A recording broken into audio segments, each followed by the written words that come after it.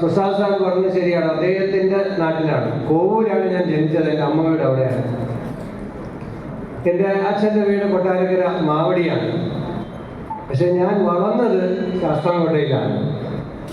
ശാസ്താംകോട്ട ഉൾക്കൊള്ളുന്നത് കുന്നത്തൂരാണ്. കുന്നത്തൂര് കേരളത്തിന് സംഭാവന ചെയ്ത KPCC അധ്യക്ഷൻ ബഹുമാനനായ ശ്രീ തെന്നല ബാലകൃഷ്ണപിള്ള അവറുകൾ,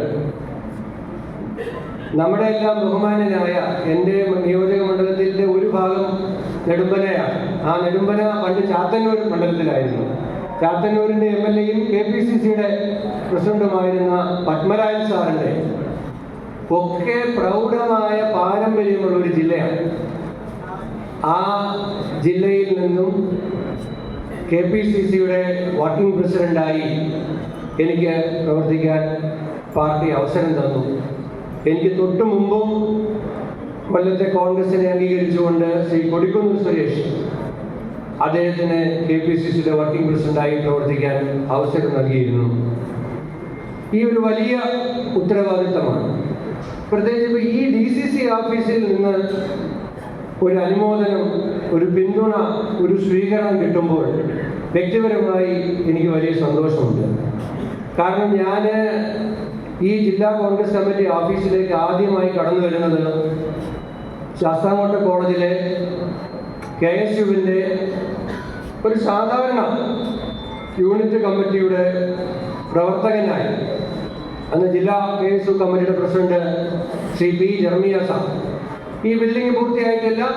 നമ്മുടെ പഴയ ബിൽഡിങ്ങിൽ KSUവിൻ്റെ ജില്ലാ കൺവെൻഷൻ നടക്കുമ്പോൾ അവിടേക്ക് അന്നത്തെ താലൂക്ക് പ്രസിഡന്റ് ശ്രീ കല്ലട ഗിരീഷും എന്നെ സ്ഥാനാർത്ഥിയായി മത്സരിപ്പിക്കാൻ വേണ്ടി എൻ്റെ വീട്ടിൽ വന്ന് എൻ്റെ അച്ഛനോടും അമ്മയോടും അനുവാദം ചോദിച്ചാണ്. എൻ്റെ അച്ഛൻ എന്നെ ഒരു എഞ്ചിനീയർ ആക്കണമെന്ന് ആഗ്രഹമുള്ള ആളായിരുന്നു.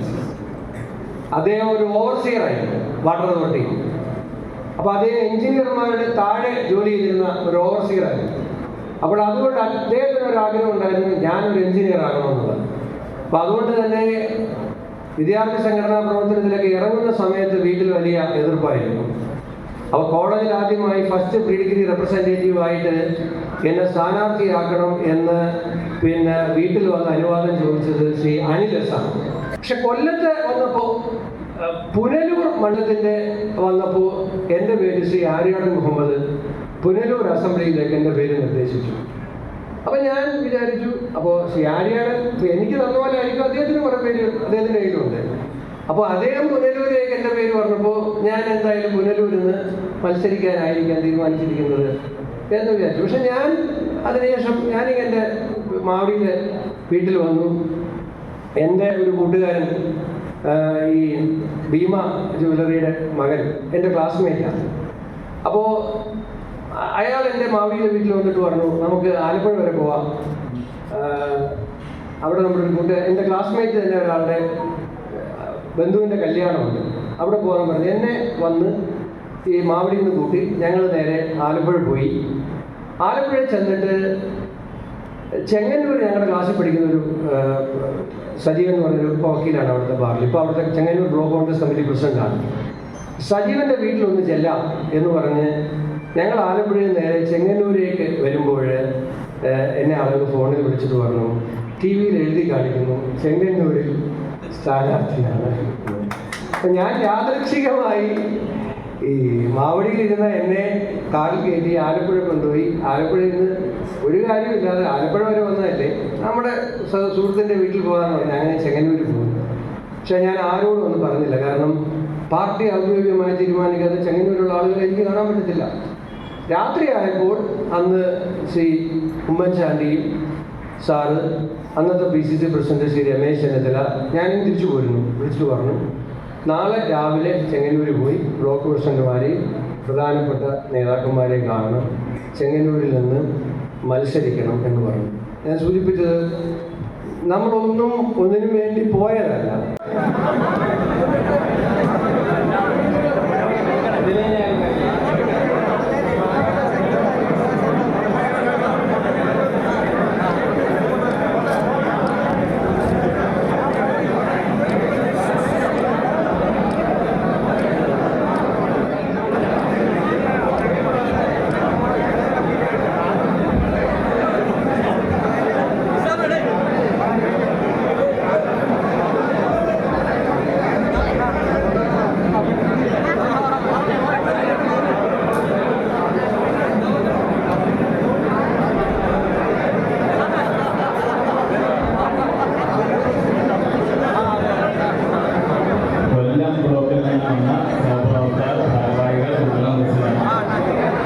വേദിയിലേക്ക് വരണം.